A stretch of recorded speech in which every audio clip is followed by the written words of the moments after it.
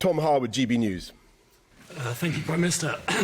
The fines that were issued across Downing Street and the whole of Whitehall were for events that took place over varying levels of restriction. It took months of investigation to determine whether a number of edge cases broke the rules that you set or not. Indeed, you said earlier in Parliament that it can be very difficult to decide the boundary between what qualifies as work and what qualifies as socialising.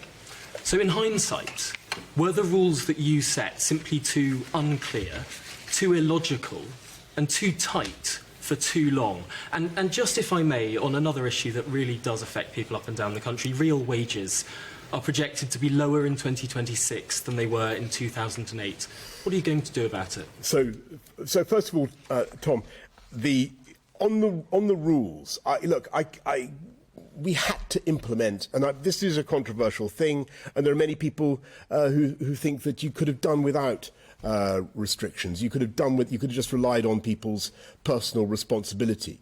The difficulty was that we were facing a pandemic of a kind that we'd never seen before, certainly not in my lifetime. Its effects were unknowable, and all the medical and scientific advice was that you had to proceed by non-pharmaceutical interventions. You had to get people to behave according to certain rules. So I don't think the flaw was with the rules, Tom. I've got to, we should have recognised that the boundary between work events and socialising for people who are continuously working together in the same place was going to be hard to draw, and things should have been done differently, and they certainly are being done differently from now on. On your point about incomes, which is the crucial thing, and look, the COVID pandemic cost the government a huge. It cost taxpayers $408 billion just to support businesses and support families through the pandemic. It's left a very difficult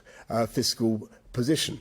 Employment is very strong. Some features of our economy are extremely strong, but there's no doubt, because of the global supply chain shocks exacerbated by what Putin has done in Ukraine, by the spike in the price of energy, we're going to see pressures for a while to come. I've just got to be realistic with people about that. We're going to see pressures on household finances. So what I'm saying to people is that we will continue to respond, just as we responded throughout the pandemic. It won't be easy. We won't be able to fix everything.